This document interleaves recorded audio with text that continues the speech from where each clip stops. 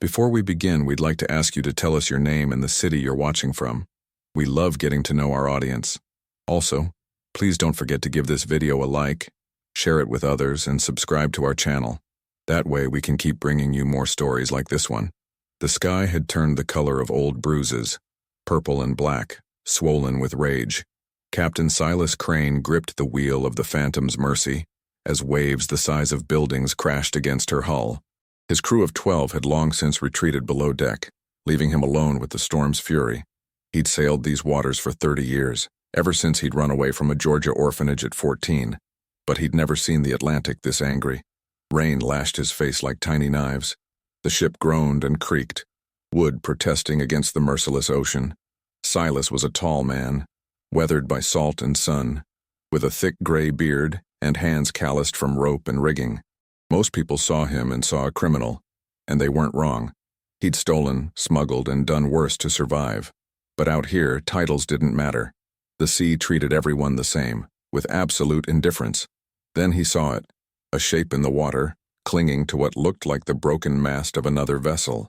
Lightning illuminated the figure again, and he saw pale arms wrapped desperately around the wood, a head barely above the churning foam. Every instinct screamed at him to turn away. Survivors from wrecks brought bad luck, but something in Silas, maybe the memory of being young and desperate himself, wouldn't let him sail past. He tied off the wheel and grabbed a coil of rope, his boots sliding on the rain-slicked deck. The ship pitched violently, nearly throwing him overboard, but he managed to secure himself to the mast. He threw the rope toward the figure 3 times before it landed close enough. "Grab it!" he roared. Pale fingers closed around the rope. Silas pulled with everything he had, his muscles screaming. The ship rolled, and for a moment he thought they'd both be dragged into the deep. Then, with one final heave, the figure tumbled onto the deck. That's when Silas saw what he'd really pulled from the water. She was human from the waist up, sort of. Her skin had an iridescent quality, like mother of pearl, and her hair was the color of deep ocean water, dark blue-green and streaming with seawater. But from the waist down, her body became a powerful tail covered in scales that shifted between silver and blue-green. A mermaid. A goddamn mermaid. Her eyes opened. Enormous eyes. The color of tropical waters. Brilliant turquoise, shot through with gold. Those eyes found his, and he saw something in them that transcended species. Pure, animal fear. "Please," she whispered, and her voice was like music played on shells. "Please. They're hunting me." Before Silas could ask who they were, another wave crashed over the bow. He scooped her up and carried her toward his cabin. Water poured off her scales, leaving a shimmering trail across the deck. His cabin was small but dry, lit by a single oil lamp that swung wildly with the ship's motion. He laid her on his bunk and piled every blanket he owned over her. She curled into a defensive position, her breathing slowing from panicked gasps to something more controlled. Silas poured himself rum from the bottle, bolted to his desk. His hands were shaking. He'd faced Royal Navy frigates and survived a mutiny, but this rewrote everything he thought he knew about the world. "What's your name?" he asked finally. She studied him with those impossible eyes. "Nerita," she said softly. "Silas," he replied. "Captain Silas Crane. And you're on the Phantom's Mercy, currently somewhere off the coast of the Carolinas in the middle of the worst storm I've seen in 3 decades. The storm is because of me," Nerita said, guilt in her voice. "They sent it. They're trying to kill me before I can reach someone who can help." "Who's they?" "The Covenant," she said. "The old agreement between your kind and mine.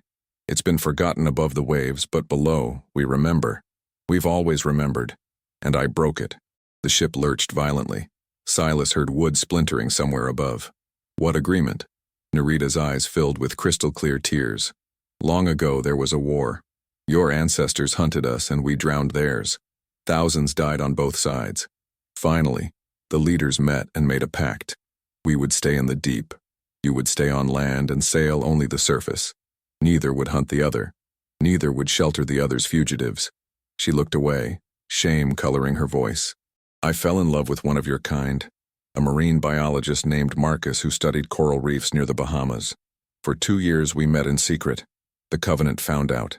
They killed him, drowned him during a dive and made it look like an accident. I tried to avenge him, tried to expose what they'd done. That's when I became the fugitive. Silas felt something cold settle in his stomach. And I just sheltered you. Yes, Nerida whispered. And by the laws of the Covenant, that means you've taken sides. That means you've declared yourself my ally. Well, hell, I've pissed off worse than some fish people, Silas said, almost smiling. Despite everything, Nerida laughed, a sound like water over stones. They are not fish people, Captain. They are ancient and powerful, and they do not forgive. Neither do I, Silas said. You rest. I need to make sure we survive till morning. He turned to leave, but her voice stopped him. Captain, why did you save me? Silas considered the question. Because I'm tired of letting people drown, he said finally. World's got enough ghosts. When he emerged back onto the deck, the storm seemed even more violent, as if the ocean itself was screaming at him. His first mate, a grizzled Irishman named Finn, emerged from below deck, took one look at Silas's face, and knew something had changed. What did you do, Captain? Finn shouted over the wind. Something stupid, Silas shouted back. They sailed through the night. The storm tried to kill them 100 different ways, but the Phantom's mercy held together, just barely, and eventually, impossibly, dawn came. The storm broke just before sunrise, the clouds parting like a curtain. The sea went from violent chaos to an eerie, glassy calm in minutes. The transition was too fast, too complete, not natural.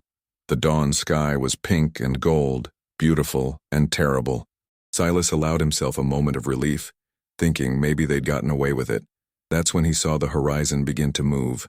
At first he thought it was exhaustion playing tricks, but as the sun climbed higher, the truth became undeniable and horrifying. Huge things rose from the depths, displacing water and sending ripples across the too-calm sea. Silas grabbed his spyglass with shaking hands. What he saw would haunt him forever. Sea beasts. Dozens of them, maybe 70, maybe more, surrounding his ship in a vast circle. Some were serpentine, with scales that caught the sun like burnished copper. Others were massive and whale-like, but with too many fins, too many eyes. Still others defied description, amalgamations of tentacle and tooth and armor, and they were all perfectly still, just watching his ship, waiting. Behind Silas, the cabin door opened. Nerida emerged, still wrapped in his blankets, her tail dragging across the deck. She looked at the beasts and her face went pale as death. It's the Covenant, she whispered. They've come to collect. The silence was worse than the storm had been. 70 massive creatures from the deep, arranged in perfect formation around a single pirate ship, and not one of them making a sound. Just watching, just waiting. Silas's crew emerged from below deck one by one, drawn by the unnatural quiet. Finn was first, followed by young Tommy Fletcher, the cabin boy. Then came the others, hardened sailors who'd seen their share of strange things, but nothing like this. They lined the rail, staring in disbelief at the circle of monsters surrounding them.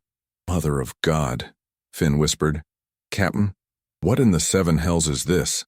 Before Silas could answer, the water began to churn. A platform of coral and shell broke the surface, carried upward by dozens of sea creatures. Standing on that platform were 3 figures that made his breath catch. They were like Nerida, but different, older, more otherworldly. Their scales were darker, ranging from deep purple to black. They wore armor made from the ocean itself. Shark teeth, whalebone, shells that gleamed like polished stone. The one in the center was clearly the leader. He was massive, easily 7 feet tall. His face was angular and sharp, with eyes like chips of black ice. Scars crisscrossed his chest and arms. When he spoke, his voice carried across the water with unnatural clarity. Captain Silas Crane of the Phantom's Mercy, the creature said. You have violated the Covenant. You have sheltered a fugitive of the deep. Do you deny this? Silas felt every eye on his ship turn toward him. His crew didn't know what was happening, but they knew it was his fault. Nerida pushed forward. Kyle, she said, dread in her voice. Kyle, please. He didn't know. He just saved someone drowning. Silence! The word cracked like thunder. You lost the right to speak when you consorted with a landwalker, when you broke the oldest laws we have. Your human is dead, Nerida. He paid the price. Now you will pay yours. He was innocent. Nerida's voice broke with rage and grief. Marcus never hurt anyone. He loved you, Cale interrupted, his voice cold. And that is precisely the problem. The covenant exists for a reason. We cannot coexist. We can only survive separately. Silas stepped forward to stand beside Nerida. So you're going to kill her for falling in love? Cale's attention shifted to him, and Silas felt the weight of that gaze. We are going to kill her for breaking the covenant. As for you, he paused. You present an interesting problem. You saved her in ignorance. By strict interpretation, you are innocent. However, you know now. So I offer you a choice. The coral platform drifted closer. Return Nerida to us. Let us take her into the deep to face judgment. Do this, and you and your crew will be allowed to sail away. The covenant will remain intact. And if I refuse? Silas asked.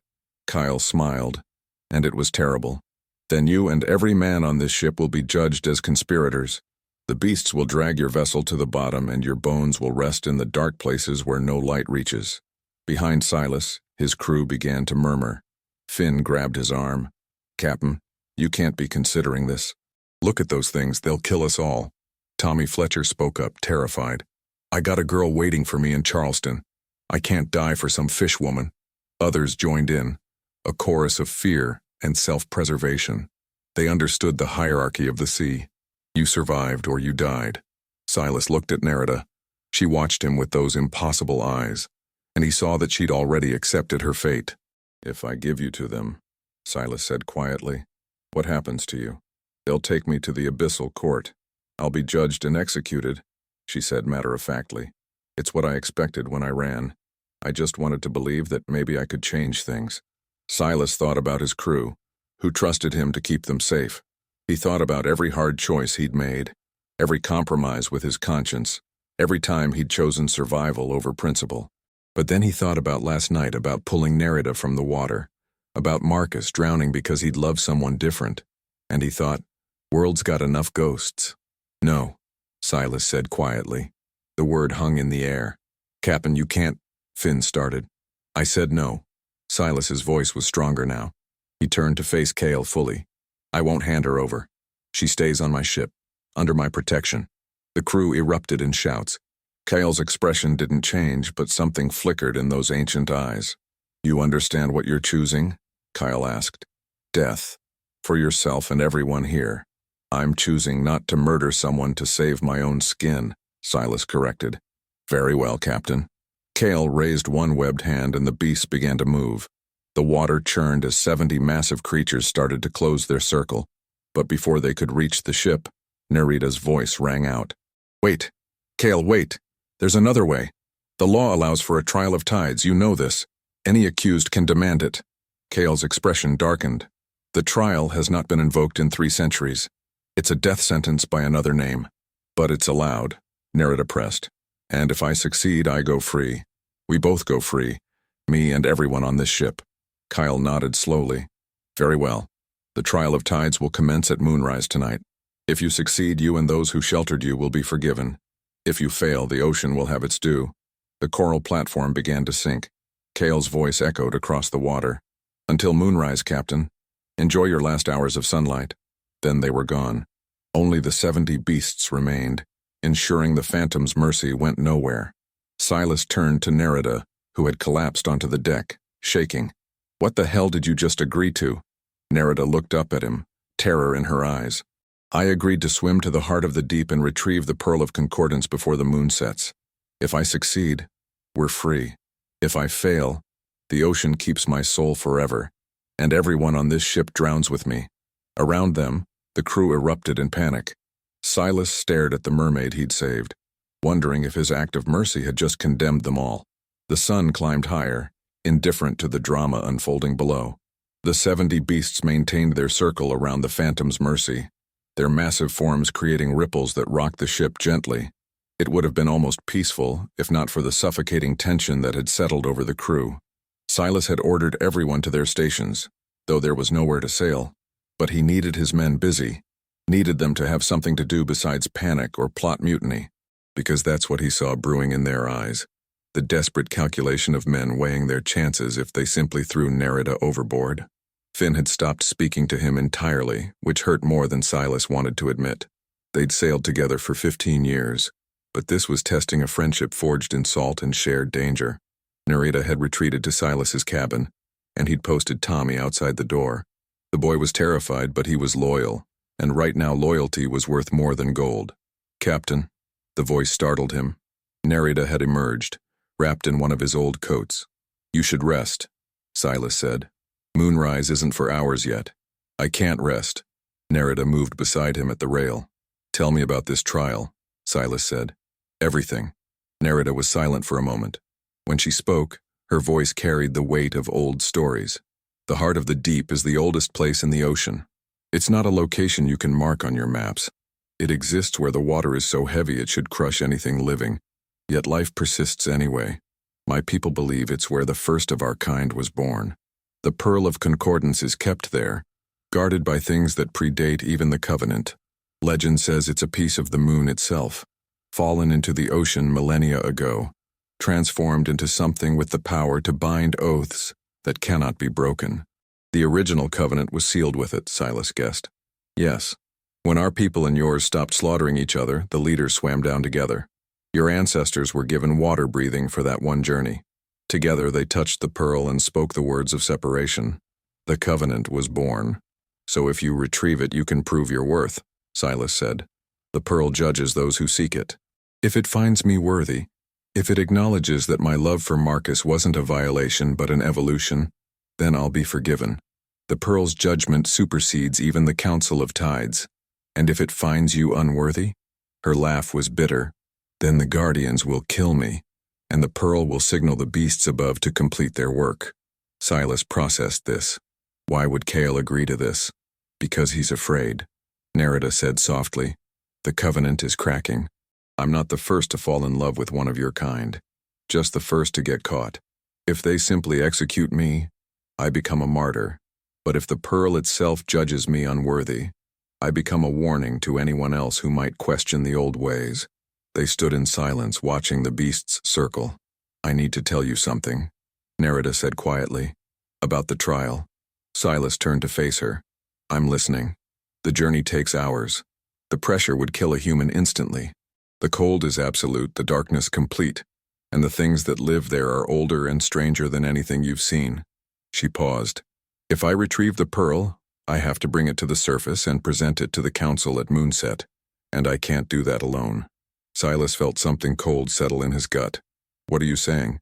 "The trial requires a witness, someone from the surface world who can testify that I retrieved the pearl fairly. The pearl will protect you, grant you the ability to breathe water, immunity to pressure and cold. But you have to choose this freely. It will know if you're coerced." Silas laughed harshly. "So you're asking me to trust some magical pearl? Swim to a place humans have never reached? Face creatures that shouldn't exist, all to prove your dead boyfriend was worth it?" "Yes," Nerida said simply. Behind them, footsteps. Finn had been listening with half the crew. "Captain, this is madness," Finn said, voice shaking. "You can't trust mermagic." Other voices joined in. Silas held up a hand. "Anyone else?" Tommy Fletcher stepped forward, surprising everyone. "Captain, I know we're scared, but you saved her. You made a choice. My father always said once you make a choice, you see it through. Otherwise, what's the point?" Finn rounded on the boy. "Your father never had to choose between principles and drowning. He chose to die protecting his ship during a hurricane instead of abandoning it," Tommy said quietly. "I was 10. I remember." The words silenced Finn. Silas looked around at his crew. They were waiting to see what kind of man their captain really was. He thought about 40 years of hard choices, all about survival. But standing here, he realized something. He was tired of just surviving. Tired of making the safe choice that kept him alive but left him hollow. "I'll do it," he said. The crew erupted. Finn grabbed his arm, shouting. Through it all, Nerida stood silent, tears in her eyes. Silas pulled away and climbed onto the rail. His crew fell silent. "Listen to me," Silas said. "I know you're scared. I'm scared. But think about what we are. We're pirates. Outlaws. We've stolen and fought and killed when we had to, but we've never betrayed our own. The moment I pulled her onto this ship, she became one of ours. That's the rule of the sea." He pointed at Nerida. "If that means swimming to the bottom of the ocean to save her, then that's what I'm going to do." "But Captain," one sailor called. What if you don't come back? Then you'll deal with what comes next, Silas said heavily. But you'll know your captain died trying to do the right thing. He climbed down and turned to Nerida. When do we leave? At moonrise. I need to teach you the oath of testimony. She hesitated. And you need to say goodbye, just in case. Silas nodded. Finn, you have the ship. Don't, Finn said roughly. Just come back, you stubborn bastard. Silas gripped his shoulder briefly, then followed Nerida to his cabin. The next hours passed in a blur. Nerida taught him the oath, ancient syllables that felt wrong in his mouth. She explained what he would see, what he would feel. She told him about the Guardians, creatures called the Abyss Keepers that existed between life and death. As the sun descended, painting the sky orange and red, Silas stood at the rail. Finn joined him silently. When we met in that Port Royal tavern, Finn said finally, I thought the most dangerous thing I'd face was the Royal Navy. Silas laughed softly. Life's full of surprises. Do you really think this pearl will protect you? Or are you making peace with dying? Honestly, I don't know. But I couldn't live with myself if I handed her over. So even if this is dying, at least it's dying for something. The moon began to rise, pale and full, reflected in the still water. The beasts stirred, and from below, Silas heard something like distant bells calling him to the depths. Nerida emerged, her scales gleaming in twilight. It's time, she said. Silas took a deep breath, wondering if it would be his last. Then he nodded. Let's go save your life, he said, and maybe change the world while we're at it. Together they climbed onto the rail. The water below looked black and bottomless. Somewhere down there waited either salvation or death. Silas supposed he was about to find out which. Silas had imagined the ocean would feel cold when he hit the water, but instead it felt like coming home. The moment his body broke the surface, Nerida gripped his hand and spoke the words of the oath, those ancient, impossible syllables. The pearl's magic took hold immediately. Water rushed into his lungs, and instead of drowning, he felt more alive than ever. His eyes adjusted to the darkness, revealing bioluminescent creatures painting the deep with blue and green light. The pressure that should have crushed him felt like a gentle embrace. Stay close, Nerida said, her voice clear despite the water. The deeper we go, the stranger things become. She began to swim downward, her tail propelling her with fluid grace. Silas followed, amazed at how naturally his body moved through the water. They descended past the sunlit zone, past the twilight depths where light faded to nothing. The water grew darker, colder in a way Silas could sense but not feel. How deep is it? Silas asked. Deep enough that your people have never reached it, Nerida replied. The heart exists between the world you know and something else entirely. They passed massive creatures, things with too many fins, too many eyes, bodies that seemed to shift as they moved. Other shapes lurked at the edge of vision. Tell me about Marcus, Silas said, partly to distract himself from the crushing darkness.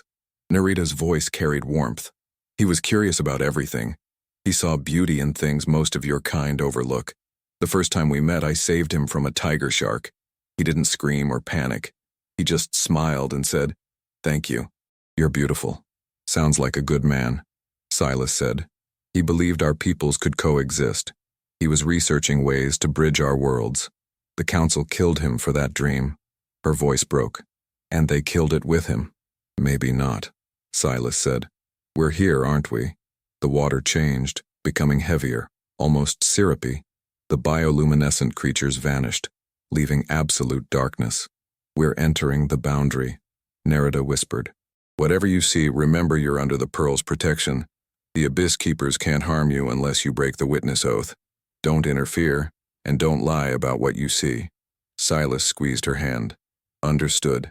The darkness became a presence that pressed against his mind. He began to see things, fleeting images of his past. The orphanage, his first kill, dead crew members. It's the Abyss, Nerida said. It shows you your depths.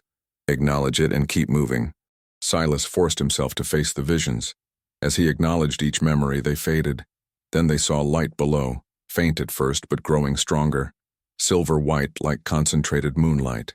The heart, Nerida breathed. The heart of the deep revealed itself. The water here formed a sphere of perfect calm. At the center, suspended in nothing, was the Pearl of Concordance. It was the size of a human head, perfectly round. glowing with silver-white light. Its surface swirled with colors Silas had no names for. Just looking at it made his mind struggle to comprehend. But the guardians made Silas's breath catch. The Abyss Keepers were gathered around the pearl, beings of water-given form, their bodies constantly shifting between solid and liquid. Silas could see through them and into them, and what he saw was vast and terrible. There were 7, each unique yet somehow the same. They turned their attention to the intruders. Silas felt their regard like pressure inside his skull. "Nerida of the Kelp Gardens," one spoke, its voice like water through deep caves. "You invoke the trial of tides. You seek the pearl's judgment." "I do," Nerida said, voice trembling but firm. "And you bring a witness, a landwalker who has no place in these depths." "He is my chosen witness," Nerida said. "He has sworn the oath. The pearl has accepted him." The keepers conferred silently. Finally, they spoke as one. "The trial will proceed. You must approach the pearl and open your heart to its judgment. It will see everything. If it finds you worthy, it will come with you. If it finds you lacking, you will join us here, and your name will be forgotten by the living." Nerida looked at Silas.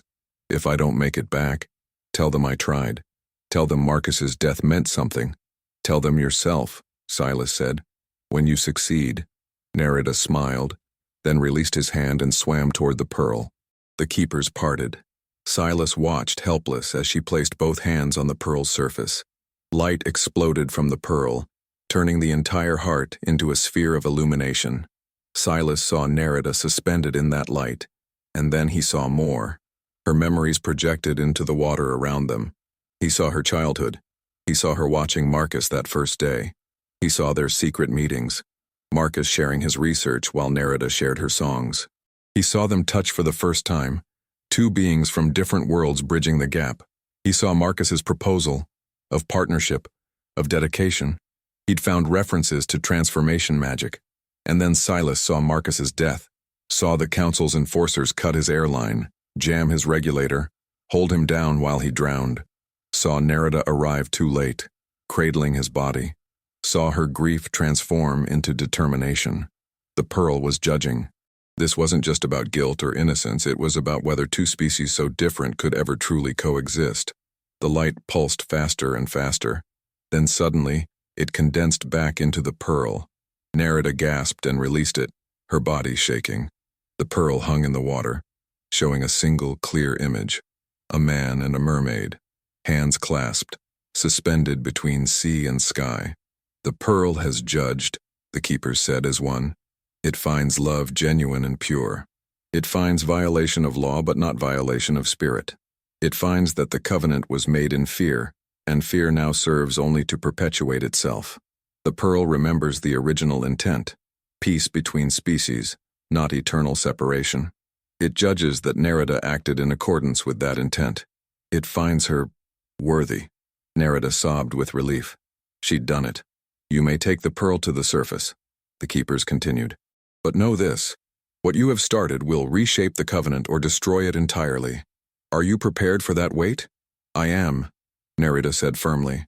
"I'm prepared to fight for a world where others don't have to die for loving someone different." The pearl floated toward Nerida, shrinking until she could hold it in one hand. "The witness has fulfilled his oath," the keeper said to Silas. "You may both return, but hurry. Moonset approaches. If you fail to present the pearl in time, the judgment is void." Silas grabbed Nerida's hand, and together they began the long ascent. The journey up was faster, as if the pearl itself was pulling them toward the surface. They broke the surface just as the moon began its descent. The Phantom's mercy was exactly where they'd left it, surrounded by the 70 beasts. Kyle stood on his coral platform with the assembled Council of Tides. Nerida raised the pearl above her head, its light blazing like a second moon. Every merfolk present gasped and bowed. "The pearl has judged me worthy," Nerida's voice rang out. "It finds that the covenant was built on fear, not wisdom. It declares that love between our peoples does not violate the spirit of peace. It demands that we reconsider the laws that have kept us apart." Kale rose slowly. "The pearl's judgment is absolute," he said heavily. "Nerida of the Kelp Gardens, you are forgiven. And Captain Silas Crane, you and your crew are free to go." The 70 beasts began to sink back into the depths. On the deck, The crew erupted in cheers. Narita turned to Silas, tears streaming down her face. "Thank you. For believing in me. For risking everything." "I had a reason," Silas said. "World's got enough ghosts. Didn't want to add yours to the collection." She swam to the ship, where Finn lowered a rope. Silas helped pull her onto the deck. She reached into a pouch and pulled out a glowing scale. "Take this," she said, pressing it into his hand. "If you ever need help on the ocean, hold this in water and call my name. I'll come. I promise. I'll remember this day," Silas promised. "I'll tell the story of how a lonely pirate saved a mermaid, and together they proved that mercy is stronger than fear." Narita smiled, then slipped back into the water. She held the pearl up one last time in salute, then dove, vanishing into the depths with the council following. Silas stood at the rail, the scale warm in his hand. Finn approached. "That was the craziest damn thing I've ever seen." "That it was," Silas agreed. "So what now?" Silas looked at the horizon where dawn was breaking, the sky turning pink and gold. "We try to be better. Try to show the same mercy whenever we get the chance." He turned to his crew. "Set a course for Charleston. Tommy's got a girl waiting, and we've all earned some time on solid ground. Drinks are on me. We've got one hell of a story to tell." As the Phantom's mercy turned toward home, Silas looked back one last time. Somewhere in the depths, a debate was beginning that would reshape the relationship between land and sea, and a lonely pirate who'd expected to die found himself believing in something he'd never thought possible, that sometimes, against all odds, mercy could change the world. The storm had passed, the trial was over, and whatever came next, at least it would be interesting.